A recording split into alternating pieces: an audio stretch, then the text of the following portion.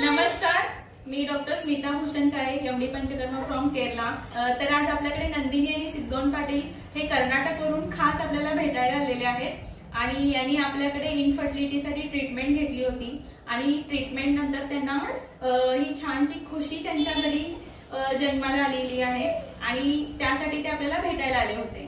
तर आपण त्यांच्याकडून जाणून घेणार आहोत की प्रेग्नन्सी मध्ये आपण त्यांना सर्व आयुर्वेदिक औषधं चालू ठेवली होती, त्यासोबत त्यांना गर्भसंस्कार करायला सांगितले होते, डायरी मेंटेन करायला सांगितली होती आणि व्हिज्युअलायझेशन सुद्धा करायला सांगितलं होतं की त्यांना कशा पद्धतीने त्यांचं बाळ त्यांना हवं आहे किंवा त्यांच्या बाळामध्ये ते कोणकोणत्या पद्धतीचे क्वालिटीज त्यांना हव्या आहेत आणि ते केल्यानंतर त्यांना याचा काय रिझल्ट आलेला आहे ते आज आपण त्यांच्याकडून ऐकून घेणार आहोत। मी म्हणजे प्रेग्नंट झाल्यानंतर मॅडमने डायरी लिहायला सांगितलेली मला, बाळ कसं पाहिजे, तुम्हाला दिसायला कसं पाहिजे किंवा त्याच्यात गुण कोणते पाहिजे। मी तसंच लिहिलेलं आणि मी जसं लिहिले तशीच ती झाल्या, त्यात जरा पण असं म्हणजे काय फरक नाहीये।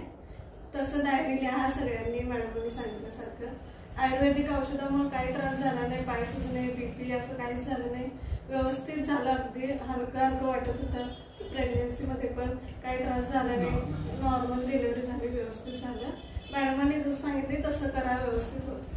आणि त्याचसोबत मी त्यांना हेही सांगितलं होतं की जे आपण अनुमासिक काही औषधं असतात किंवा जसजशा पद्धतीने महिन्यानुसार बाळाची वाढ होत असते गर्भामध्ये, त्या पद्धतीने जे काही आयुर्वेदिक औषधं बनवलेली असतात आणि ती आपण त्यांना द्यायला सांगितली होती। त्यांच्या मनात त्यावेळेला खूप शंका होत्या, पण मी त्यांना तेव्हा सांगितलं होतं की जेव्हा बाळ जन्माला येईल तेव्हा तुम्ही ह्या बाळाचं आणि एखाद्या ऑर्डिनरी बाळासोबत जर तुम्ही कंपेअर केलं तर तुम्हाला त्या बाळामध्ये किती प्रमाणात किती पटीने बदल आहेत हे तुम्हाला जाणवेल आणि मला असं वाटतंय की ते सगळे चेंजेस त्यांनी स्वतः अनुभवलेले आहेत आणि त्याचसोबत आपण ह्या बाळाला सुवर्णप्राशन सुद्धा जन्मल्यानंतर चालू केलं होतं।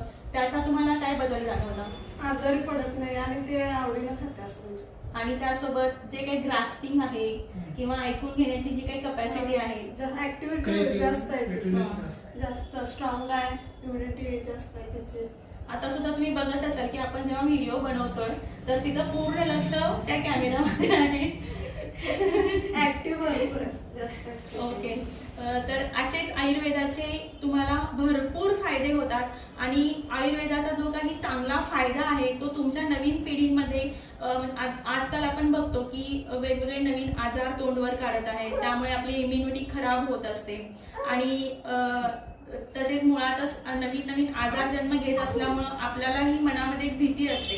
तर ह्या सर्व भीतीपासून तुम्हाला स्वतःला जर लांब ठेवायचं असेल तर जे काही आयुर्वेदिक औषधं असतात जी आपल्या नवीन पिढीमध्ये त्यांची जी काही इम्युनिटी स्ट्रॉंग करण्यासाठी आणि त्याचसोबत त्यांची मानसिकता किंवा शारीरिक क्षमता स्ट्रॉंग करण्यासाठी जी काही आयुर्वेदिक औषधं आहेत जी गर्भधारणेपासून किंवा ज्याच्यामध्ये आपण बीजसंस्कार आणि गर्भसंस्कार करतो त्याचा नक्कीच आपल्याला नेक्स्ट जनरेशनमध्ये खूप चांगल्या पद्धतीने फायदा होताना दिसतो।